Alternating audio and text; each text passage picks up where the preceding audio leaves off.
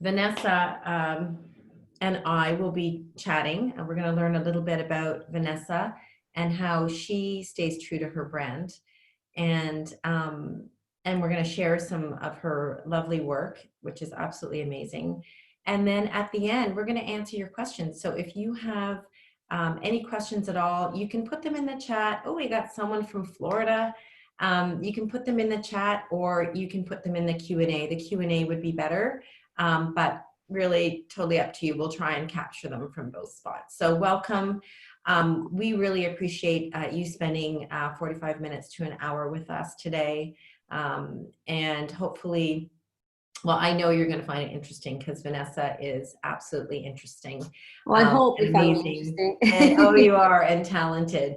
So for those who don't know, Vanessa DeLeon is a New Jersey designer, interior designer, and very much and New York, and very much a celebrity. She got her start. We're going to hear a little bit from her on this, but she got her start. Her family had a furniture, I guess, a furniture store. Yeah. And she got her start there, but she also attended FIT and Berkeley.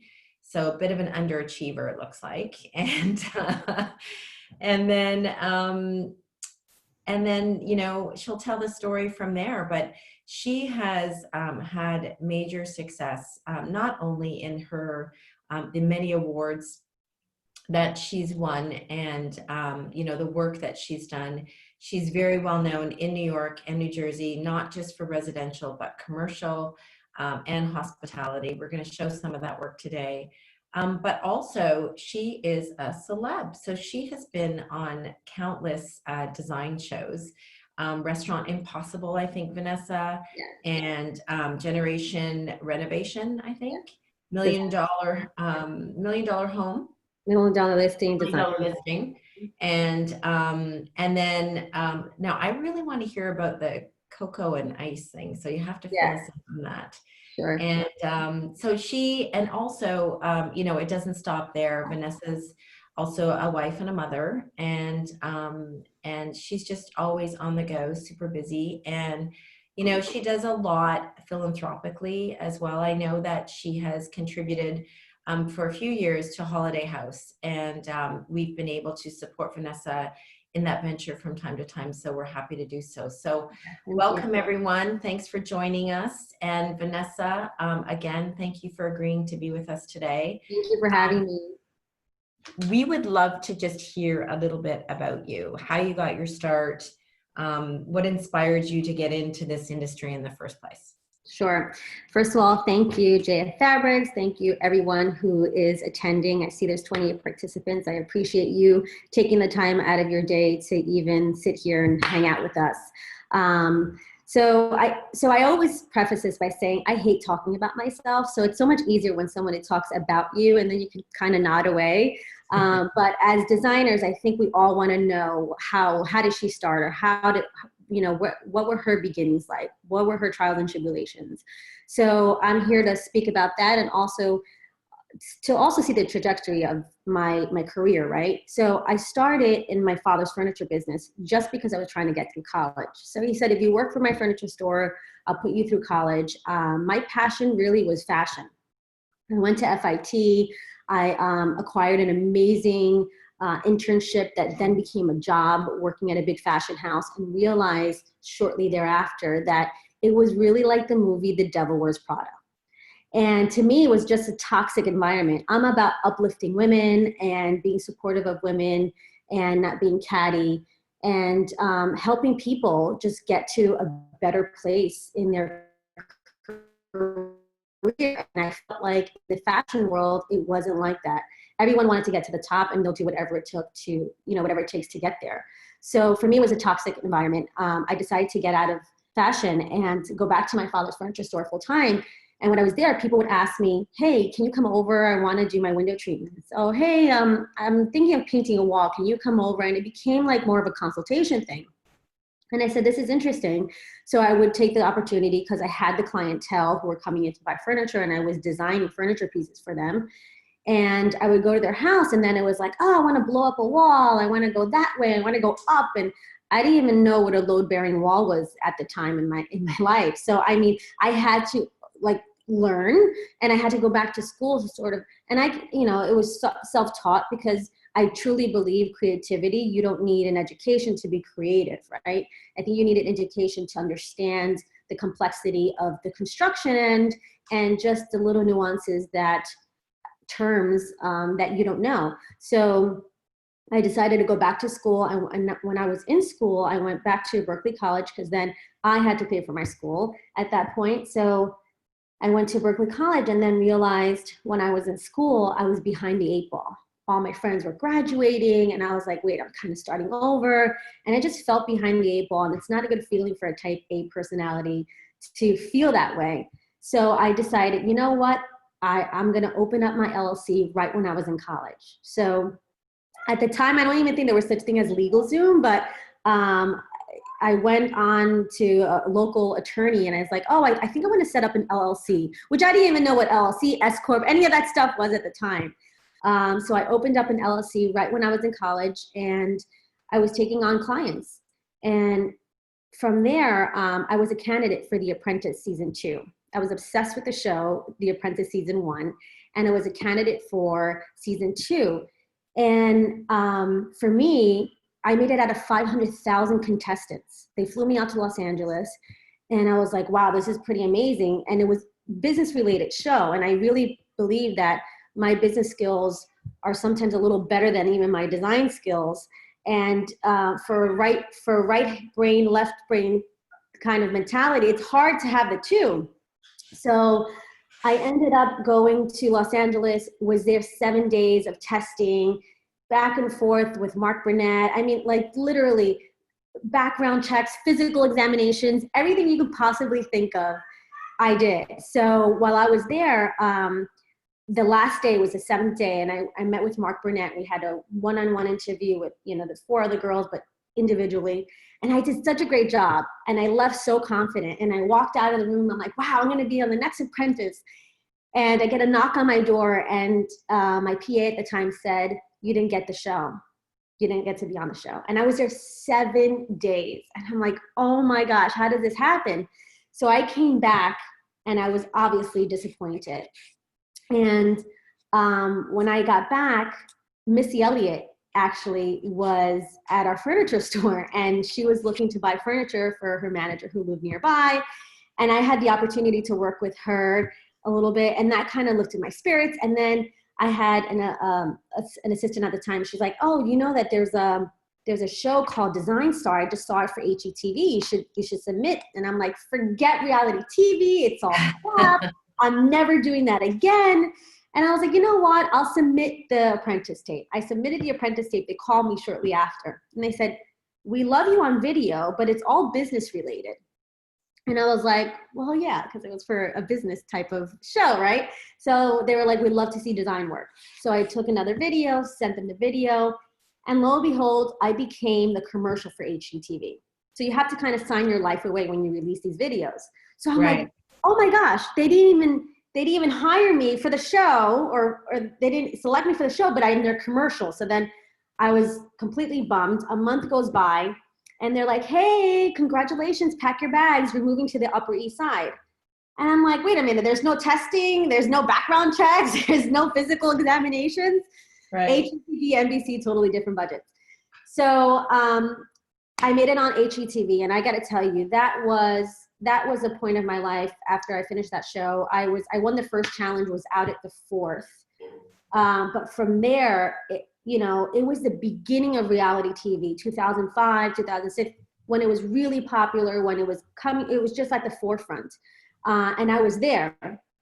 And from there, local magazines, newspapers, an agent came to me and wanted to represent me, with, various agencies right now. But at the time I was like, wow, this is a whole new world, right? The TV design world. And then I was designing at the same time. And it was like striking that delicate balance, right? Because I was loving that, and I was loving what I was doing, because the momentum started, clients, they would call me, oh, I saw you on the show, or, you were just written up in this magazine, or I just saw you on this. And then that's when it started. So for me, it was definitely hard work. I wasn't born with a silver spoon in my mouth. My parents, I didn't get everything I wanted. I ended up getting a small loan from the bank that I was with at the time. And I remember getting a computer and getting samples and buying samples.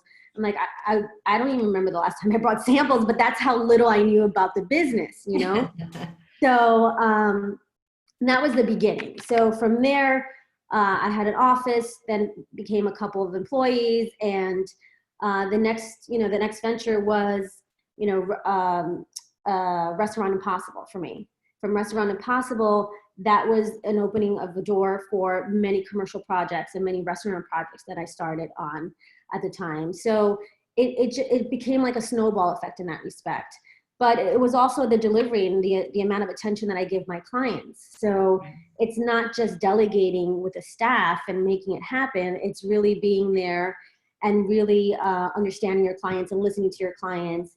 And I think that's being honest and being truthful with clients. And if I was working on a show, I would tell them what's happening, but I would be giving them love at the same time. So that's how I started in the beginning of my business. It was very difficult. Listen, there was days that I was like, am I gonna make the salaries this week? Am I gonna make rent this week? And it was always that struggle. And here we are, this June marks 20 years that I've been in business. And it's fascinating to me how, there was days that I would have wake up in the middle of the night filled with anxiety, not knowing if I was going to make, rent, or if I get a deposit for a client, being really cautious of not, paying Peter to pay Sam, pay Paul type of thing, because you need to utilize your finances for your client, for that specific client, and not, sprinkle it into another project to let that project, because that's what contractors do. And that's how they fail. So for me, that was important, and how to balance that and balance a business. And, at the time I was, married and all these things. And then it's just like a lot. It's a lot of pressure and a lot. But, when I look back, it's pretty unbelievable how, I went through all that and accomplished so much. And I know we're in a weird time of our lives right now because of what's happening. But I remember when, we had our downfall and the economy tanked. And it was sort of the beginning of, the business kind of growing. And then all of a sudden it's gone. Right. So at that moment, for me, that was time to reinvent. That was time for me to, what do I do? Think outside the box. What's going to set me apart from other designers? What do I do differently that no one has? Or since I have this downtime, why don't I make press kits, submit press kits to editors? And these are the things that I would do to keep afloat. And when, things started to pop up again and people started being confident spending, that's the moment that I said, okay, now it's the time that all that press stuff, all that, contracts. My contracts were like a one paper, hey, you're going to hire me? Great, thanks. Sign here, and those were the moments that, you have to think about these things. And I did. So I was able to concentrate then on the growth of my business instead of all the nuances that come from a business. Wonderful. And so let's just chat about, we talk about staying true to your brand. When I first met you, we talked about a bunch of different things, but something that was really important to you was really staying true to your roots. And your Latin roots and in your lifestyle, in your design work. Can you chat a little bit about that? Yeah, so I do truly believe to staying true to your brand and staying true to you and you as a designer. I'm Cuban and I'm a proud Cuban American. I've never been to Cuba, but I've seen from family relatives and obviously, beautiful footage that we can get now on the internet. And, I've always been inspired by bright colors and pattern and textures and layers. And I feel that Cuba has that sort of vibrancy, even with, what they've dealt with throughout the years. And, from the revolution to a time of a communist country, it's still, when you think of Cuba, you think of vibrant colors and happiness, even with what's happening to them culturally, right? So I love to interject that into things that I do every day, whether it's bold pattern on a sofa and very monochromatic scheme throughout, or, you know, play on textures. So for me, going into a space and understanding the client, obviously, because not every client is Cuban, obviously, but they'll love something that is reminiscent of what I speak about. And I think you have a couple of clips. I do. Let me just go back here. Oh, end of slideshow. There we go. Let's go to the beginning. We'll try that again. I wanted to do this while you were talking because there's some beautiful slides that I think are absolutely stunning and really describe what it is you're talking about. I'm going to go right to those first, Vanessa. Okay. Let's do that. We'll talk about, you know, even here, it's not necessarily color, but it's just, there's so much texture here. It's just absolutely amazing. Because to be honest, it's easy to do. Listen, I love simplicity. I love minimalism. I love, as a designer, I think you need to love everything, right? As a genre of design, you need to love traditional, you need to love classic, you need to love eclectic, you need to love modern, you need to love what you do every day or see things and appreciate it. I may not want to live in a fully ornate home, but I can appreciate it, right?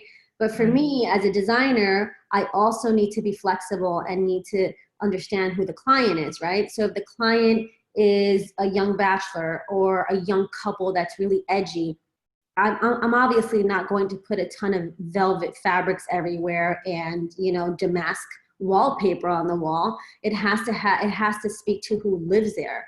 But in like this particular photograph, there's texture, there's layers, there's elements that go beyond, you know, just a flat surface, right? Right, and then I see those beautiful blue velvet chairs in the background there. And then you sprinkle that in there, and it gives you a little bit of VDA without being VDA, you know? So, you know, the client probably would have just picked a black or a gray. Right.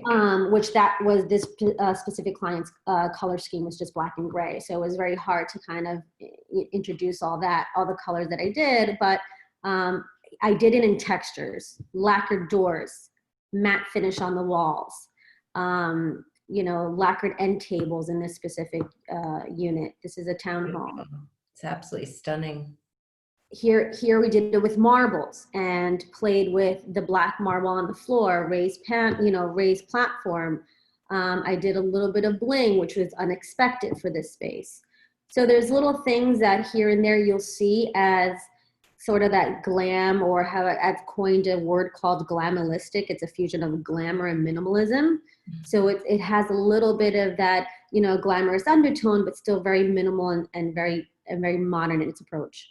Right.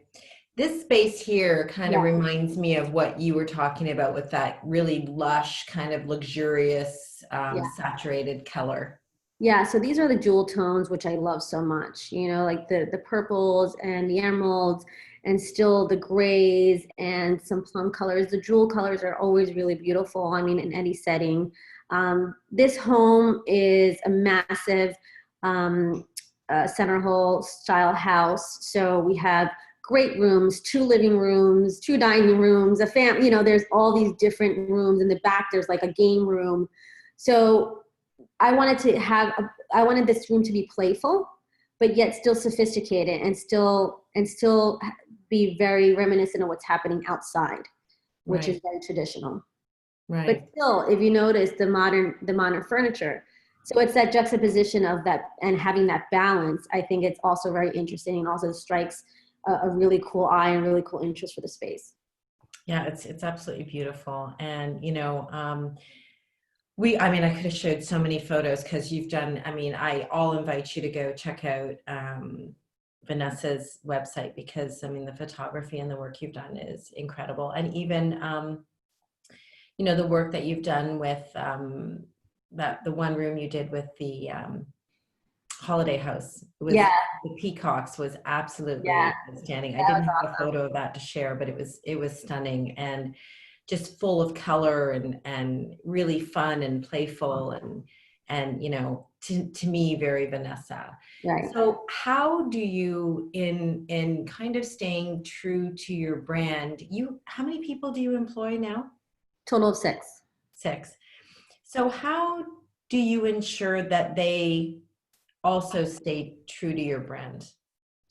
So everyone who is working for me has worked for me for a very long time. So they've sort of adapted the VDA aesthetic, if you will. I do primarily design, so I'm crazy this way. I design everything that comes in. So everything that comes in through my office, I design.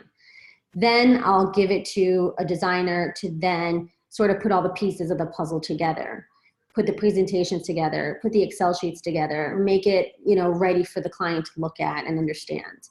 Obviously, if there's things that I've selected that are out of stock or fabrics that are not available, then they'll put replacements and I'll take a look at that. So Right.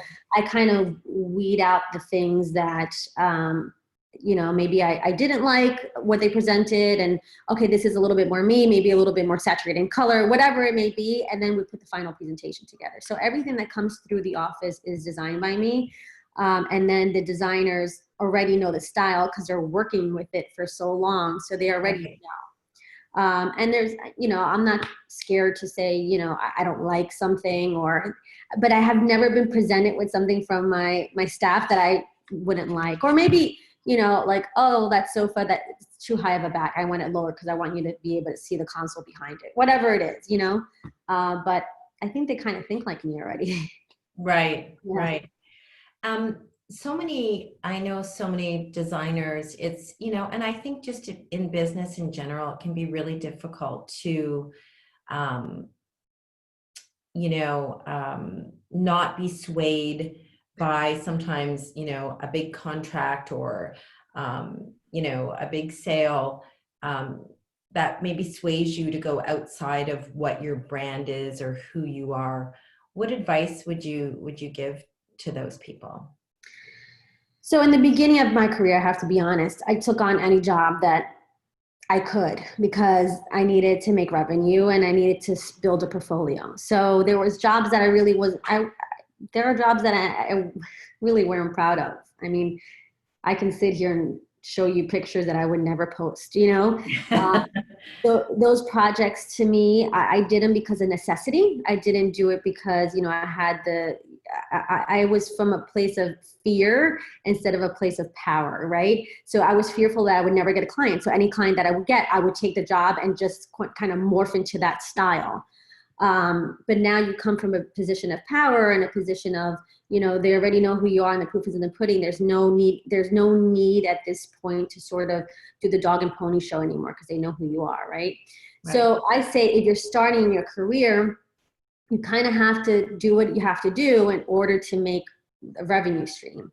So I would say take on the job just to build experience, just to build your internal portfolio for you to understand how a project works from beginning to end, right? Mhm. You want that project from concept to completion, so you know for the next job that you love, the exact things that you would do and not do, right? Right. So for me, in the beginning, I literally took on everything. And I have to say, I even took on clients that I couldn't even stand in order to just, you know, to just make, you know, ends meet.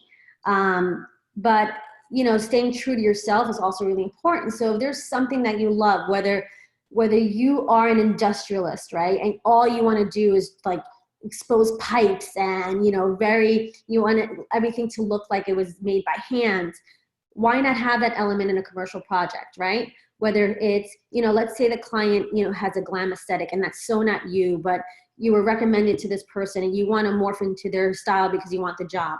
Well, that's the opportunity to bring in the raw pipe as a treatment for a boutique, and you hang the clothes from a raw pipe, but you put beautiful crystal chandeliers and you put furry rugs, and then that you have the element of them, and then you're bringing in that little piece of you who, you know, you want to stay true to, because this is all about staying true to who you are, and that sets the tone. So little by little, you'll start removing maybe the glam part that you hate as a designer and go more into that industrialism that you love. And there you have it. All of a sudden that would morph into that. So Right. it's about experience at this point and capturing any kind of audience, and knowing that it's like a trial and error thing. Right. I'm going to go to my screen again. I want to share some more photography with, you know, you talked about commercial spaces. I just want to talk about this. Oops, sorry about that. Let me go back. I just want to talk about some of the commercial spaces that you've done, because actually this is only one, but you have done a tremendous amount. Yeah. So this is hospitality. Can you want to explain where this is? And Yeah, so this is in Jersey City, New Jersey. This is a banquet hall that I designed simultaneously with a restaurant that exists in the same building, which was interesting. Same owner, two different concepts. One's a banquet hall, one's a restaurant, and both going up at the same time. So I actually had my son's christening here, which was pretty amazing. But for this space, I wanted to keep it transitional, if you will, but with a hint of little glam, but also a little edgy at the same time. For a banquet right, hall, it's very difficult to go too themey because it has to last. And it's also a place where people are going to be celebrating different events, whether it's corporate, a wedding, christening, party, New Year's, whatever it is, it has to stay sort of neutral as far as the background and design is concerned. But you know, the lights are the Vanessa touch. You know, the interesting wall details, the Vanessa touch. The carpeting in here is the Vanessa touch. But it's those elements that are going to be the pop. And once you put the tables on here, that sort of subsides. So right. whether your color scheme is whatever it is, and this is the entrance for that space. That is absolutely beautiful. Thank you.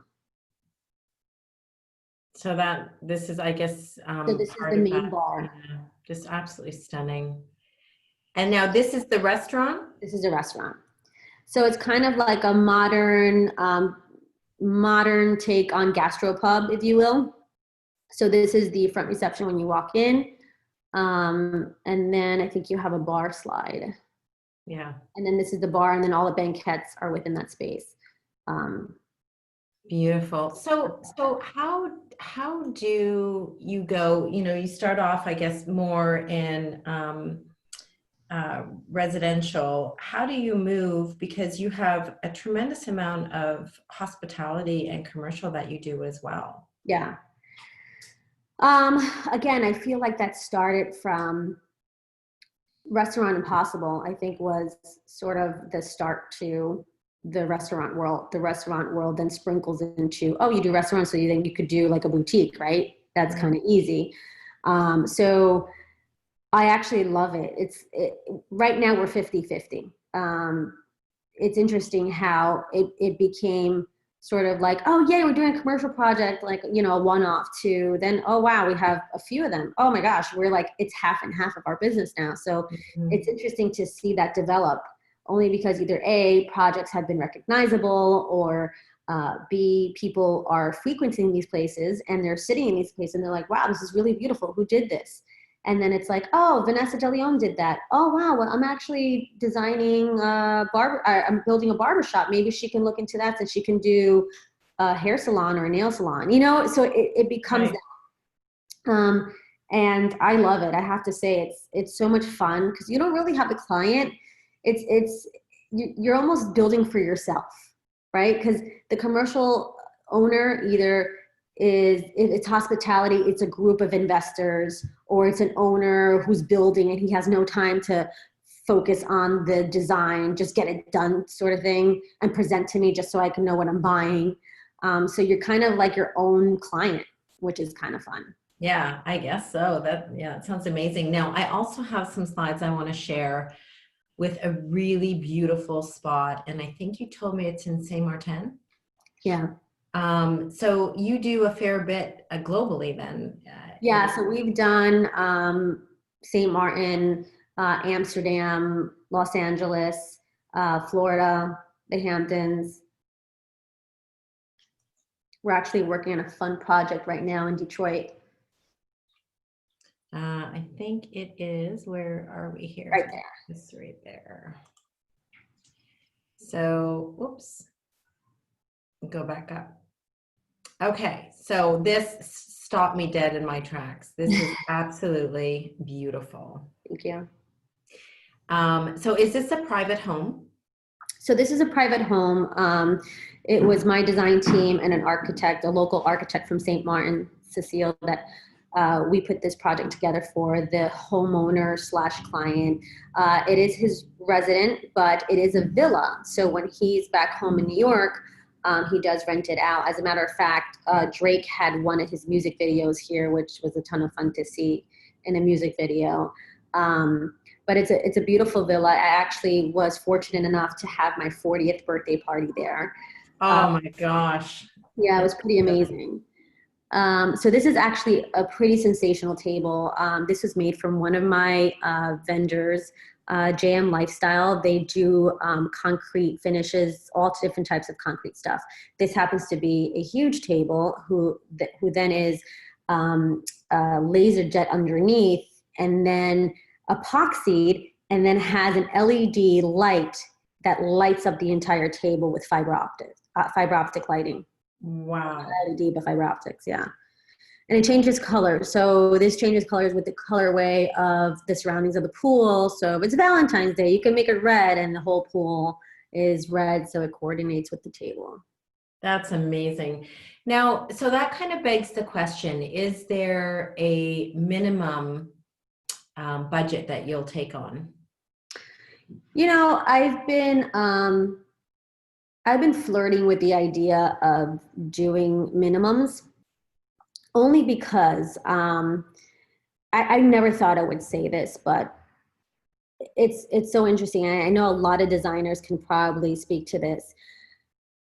I love to take on everything, right? That's the world. Like I'm like that type of person. I'll take it. It's a studio part. I'll take it. We'll do it. But it's getting to the point that I don't want to sacrifice a client or a project of this magnitude because I'm dealing with a client who is super needy and, you know, not to downplay a studio apartment, but you know, this person's super needy about, you know, the specific wall paint on the wall that's not shiny enough, but not flat enough. Is this eggshell, but I wanted a flat finish? Or was it satin? Well, let's do a satin test. And, you know, or a project of this magnitude that you have to give so much love and so much energy. And it actually drains you at the end of the day because of all the layers that are going on in this project. Right. So for me, at the end of the day, I say to myself, wow, you know, I spent 40 hours on this studio apartment that I charge a minimum amount of retainer for. And I'm dealing with this multi-million-dollar project who this client is constantly feeding me, you know, retainers per month and is eager to put any product that I want in there to show off and strut my stuff to potentially get published, right? But I have this client in the background who is taking probably more of my time than this client who's spending this amount of money. So I've been going back and forth, and I said to myself, you know, I don't want to lose sight of that either, because, right, you know, it's those small projects who essentially got me where I am today. So I'm having a tough time with that. Literally, I probably have this conversation with my staff like weekly of how to weed out the fat, so to speak. How do we grow? How do we scale without losing sight of, you know, how we started, right? Mm-hmm. And then times like this also scare you, right? Here we're dealing with a global shutdown, and my clients who are wealthy as wealthy can be don't want to spend right now because they can't. But you know what? The person with that studio apartment, they had money saved up for that studio apartment. They have to get it done because they want to get it done. So they'll continue working with you. So then how do you not take on that project? So here I am, 20 years later, still haven't figured that out. And every day is going to. It's going to show this last, I mean, this is stunning, Vanessa. Oh my goodness. This is part of the same house. Hold on, let me just say thank you. Yeah, so this is St. Martin. This is the entrance. So it's an indoor-outdoor pond. So the koi fish actually swim underneath that. So the idea of that, actually the architect came up with this idea of having this sort of indoor outdoor pond. And then we found, together we found this fiber optic light that would sort of kiss the water, so to speak. So when the light is turned on, it just looks like the pond is glowing. Oh. You know, I came up with the idea, like, how are we going to have closed stair treads and risers? Let's have this all glass. So we engineered this whole glass thing with the catwalk that goes across. It's pretty sensational. Yeah, it's absolutely stunning. Just before we leave my screen, I do want to show your offices because they're absolutely, you know, really, really lovely. And the view is also really lovely. So this is your office space. Here, this is when you walk in. Yeah. Actually, I think that green wall is where you're sitting right now, is it not? Yeah. And then this is where your team normally is. You can see in the background there that it's a little dark. No one's there. Everyone's working from home. Yes. But it's just a lovely, lovely space.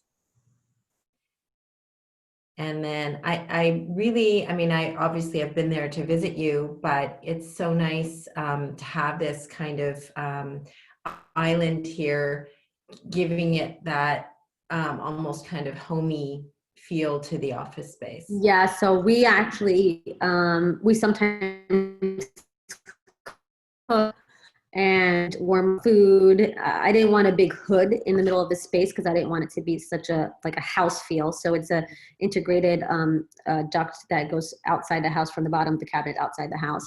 So for me, I wanted it to be a place that we can cater and host parties, and we have, and it's been great because the caterers do all their stuff there, and we still have the front room, which is a conference room that we move, you know, tables over and able to have like multiple people, and then we have our back patio, and then we have a rooftop terrace upstairs. That is actually a secondary conference room. So if we're doing a presentation and, you know, my VP Tim or Sam or somebody has to go do a presentation upstairs, they have the flexibility of doing that. It also converts into a pool table. So when we are entertaining, this is a great area. We hosted an amazing party here, True Refrigeration, which I'm a brand ambassador for myself. We had a party here at my house, and this was open to this side, and it was just great for just entertaining. Oh, wow. Beautiful. Well, remind me next time I visit, I'll come around cocktail hour then. Okay. So just before we open up for questions, I do, we're getting lots of chats here, which is wonderful. So I want to make sure we get to everything, but I would really love for you to chat with us about your licensing projects and how that works. And that's really, I think, where you truly need to stay true to your brand. Yes. So I think every designer wants to have their license, right? They want to have a product that they could call theirs in a store, in a retail setting.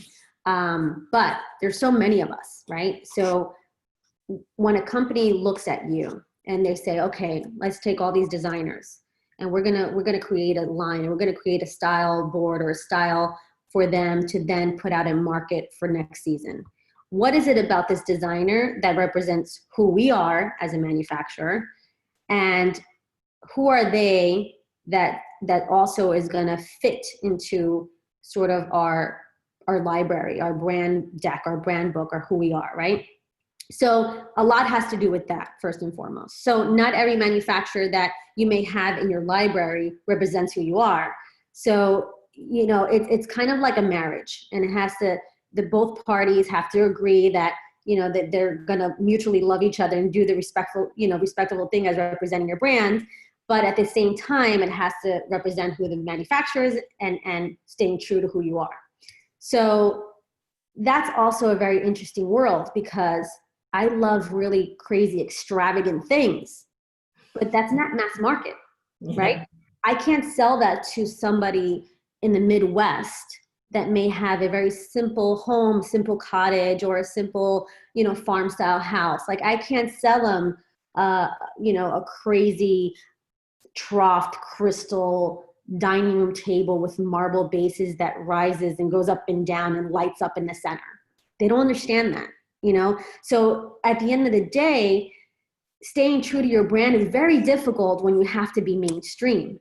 And that's where I struggle every single day, because my goal ultimately is to be Latina Martha Stewart. But that means I have to have a certain tone to my design so it can capture every audience. But that's so hard to do because you have to stay true to yourself, right? So I can't do those extravagant patterns that I would want to do, because no one's going to have that in their house. Maybe a few New Yorkers, a few people in Miami, a few people in LA, but that's it. Center of America won't have the VDA line in their home. Mm-hmm. So how do you do that? Well, you think design, really high design, really cool stuff, and then you kind of have to dumb it down, but not dumb it down in a bad way. You dumb it down in a way that it still looks like you as a brand, right? And it fits the market. So when you're Googling a dining room table, what's the first thing that comes up? Parts and legs or a base, right? A pedestal base. Simple. Okay, well, what, if it was Vanessa's spin on it, what would you do? I would add a little lip and then do a little brass trim around it just so there's a pop. Maybe a little grommet leg just to give it a little So these are the things that you have to think about when you're doing a licensing. And it's very difficult because, man, do I want to do some crazy stuff. I can do it, but it won't be mass market. Right. So it's interesting. So I have an amazing line with Tile Bar, and I have to say that's been my best licensing that I've done. What's so interesting, that no matter where you are in the US, somebody has my tile in their home or their commercial project. And that's pretty amazing because designers are actually using it. And I'm like, holy crap. Okay, I was gonna say to that, like, designers are actually using it in the Midwest, because I didn't dumb it down. I made it look cool, but made it simple enough that they can use over and over again. So that goes for furniture, that goes for a rug line, that goes for the lighting line. So developing these lines with that in mind is really important. Right. And then setting it apart from everything else that's out there. And then hoping that the manufacturer would believe in you and want to do this partnership with you and have that marriage. Right. Right. Well, you've been extremely successful at it. And even looking at those slides and all of your work, there's always, to your point, a little piece of Vanessa DeLeon in there. So I think it's really important for your advice to designers to make sure that you're listening to the client, but keeping a little bit of you in there as well. Mm-hmm. And I think the more successful you become, the more of you can show, because the more of you it is that people want. Right. Right. And then sometimes people don't understand who you are, or in the beginning, you could be a designer and have like, I also want to say this, we're becoming a world of AI, right? Artificial intelligence is going to rule the next 10, 20 years, right? So how do you surpass AI? You can't really. Everything would be full run by robotic engineering. Right. The only thing that won't is our industry, the creativity. People who are creative will be able to sustain the new world that we're going to be living in.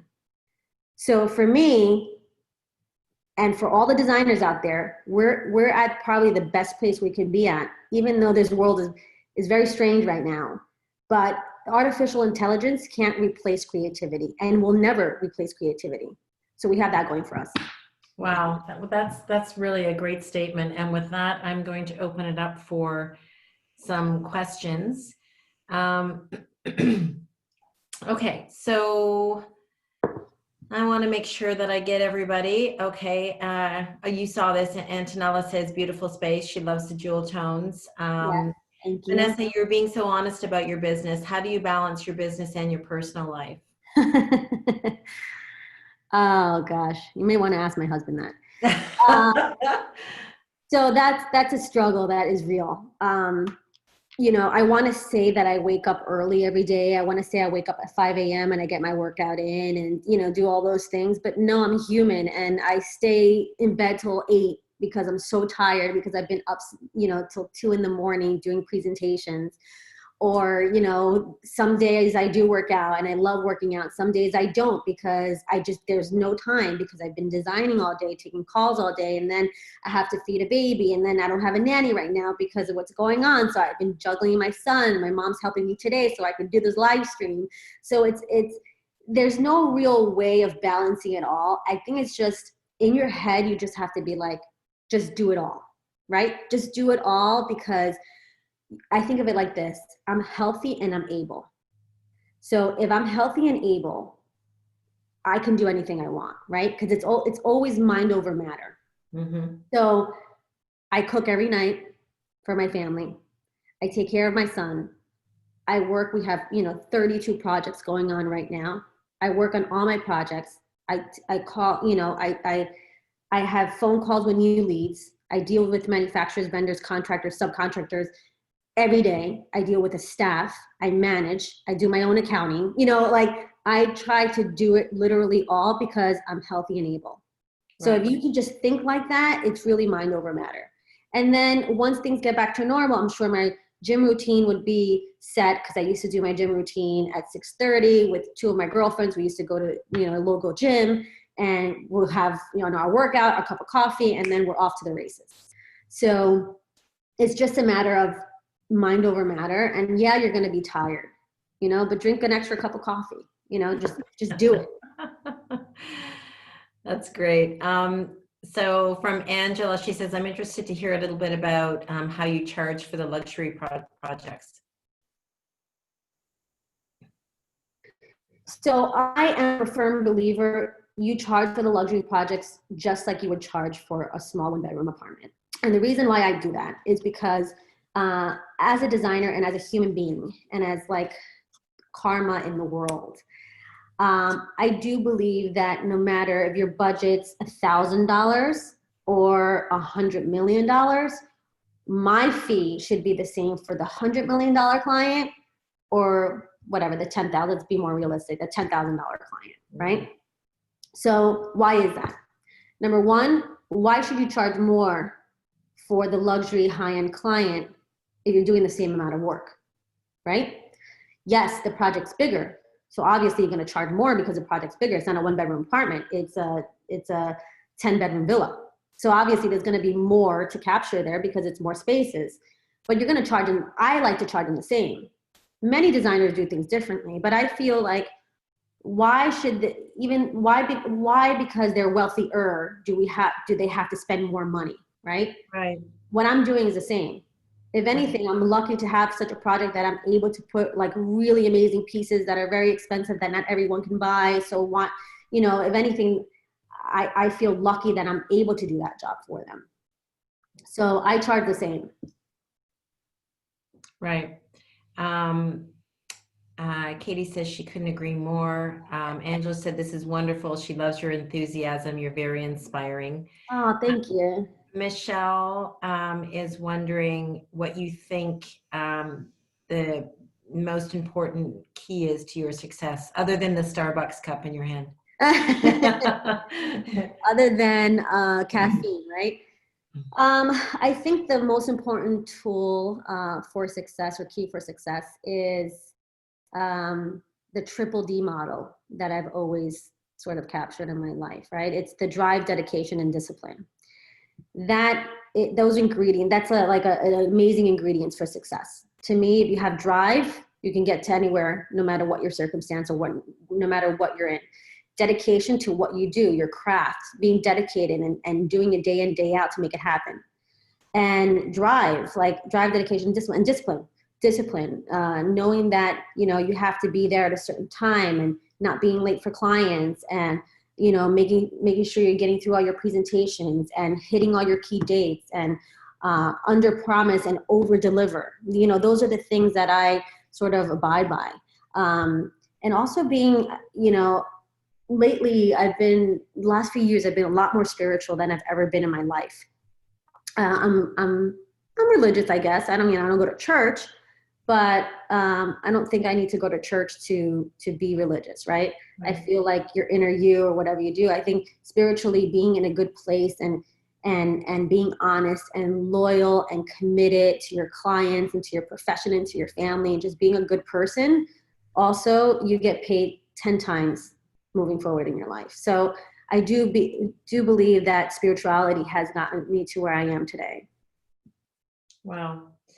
A couple more questions. And just, speaking to that, I can't even tell you how refreshing it is speaking to you. And I know our guests today are absolutely loving it because you're just so open and transparent, and your energy level is just contagious. So Thank you. I really appreciate that, Vanessa. Thank you. Thank you. Couple more questions. During this time of uncertainty, how do you choose the brands you work with? And do you require a certain level of transparency?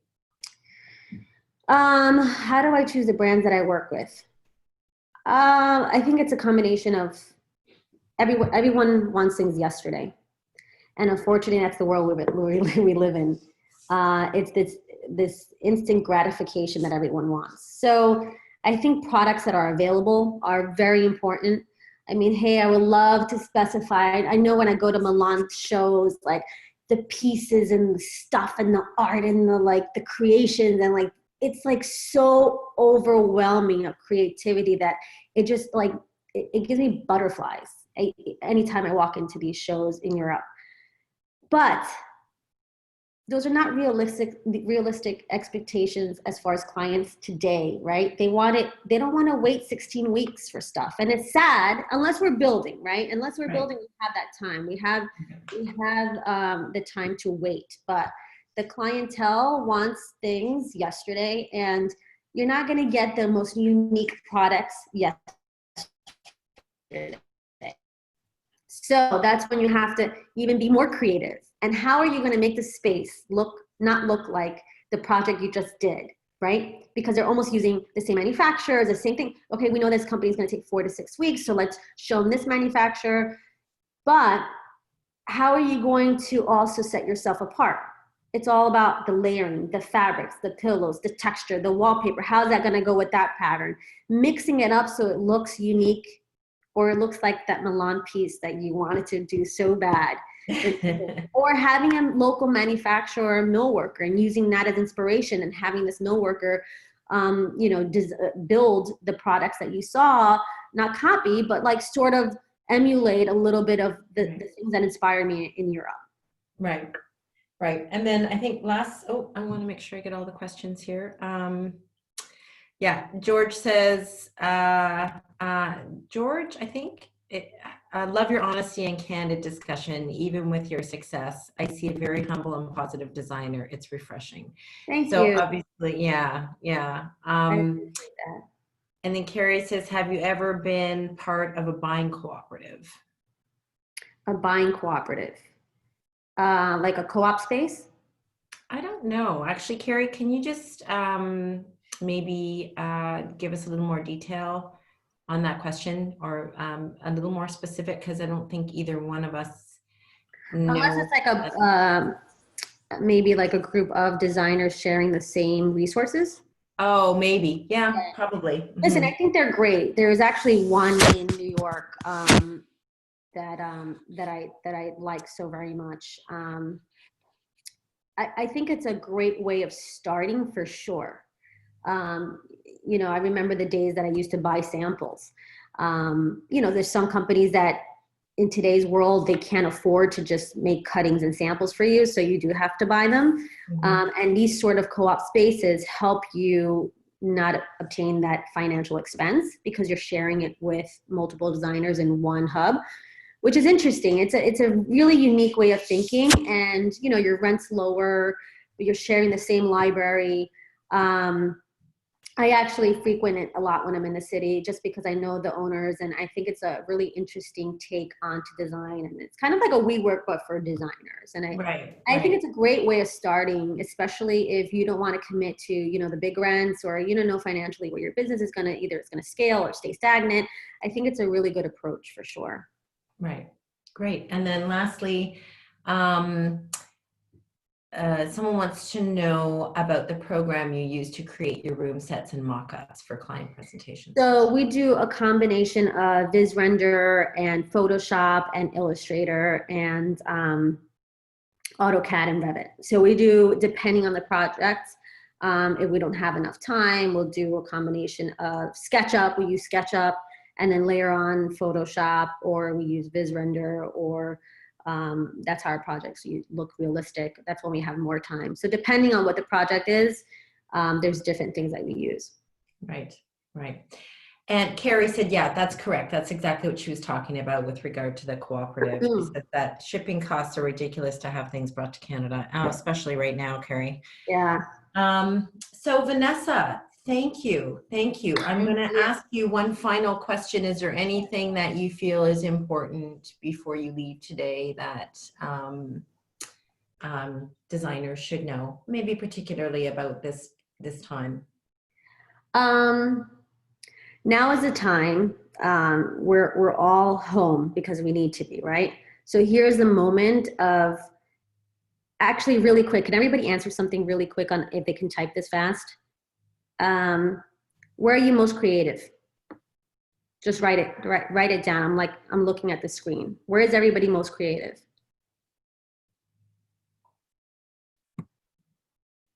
Space planning, home. What do you mean?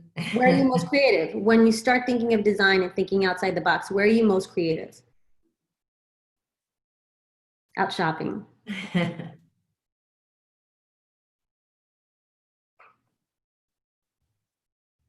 Okay. You know what? Okay. Guess what no one has said? At work. Right? No one here has said at work. And this is what we do for a living. Isn't that interesting? So you have to ask yourself, so you have to ask yourself this. This is a time that we can sit shopping virtually. I don't look at inspirations on Pinterest or House. You want to know why? Because all of you are looking at inspiration at Pinterest and House. I'm looking at inspiration here. Travels, old photographs, magazines, books that I'm reading, searching the internet. I'm not looking at the news anymore. That's how I look at inspiration. I look at inspiration by picking up an old book of Cuba and skimming through like the bars in Cuba and like the cool spaces, because everyone's looking at the Pinterest and the House of the world. Not that I look at them, because I do, because clients are going to send me inspirations from there. But everybody else is looking, so why not look outside of that? And that's what's going to differentiate you from the person that's at a design firm down the road from you. Wow, incredible. This has been I know that everyone has gotten so much out of this. Vanessa, I really can't thank you enough. It's just such a pleasure always, but today was really special. Thank you. So thank you so much. Thank you everyone for being on this today, and best of luck. And let's keep our faith, and things are going to be great, and there will be a better time. And now is the time for you to redo contracts, redo your branding, send press kits out, or get press kits going when we open up again and start them, sending them out.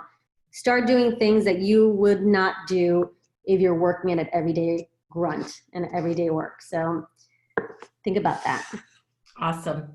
Okay, ciao guys. Thanks, Vanessa. Bye everyone. Bye.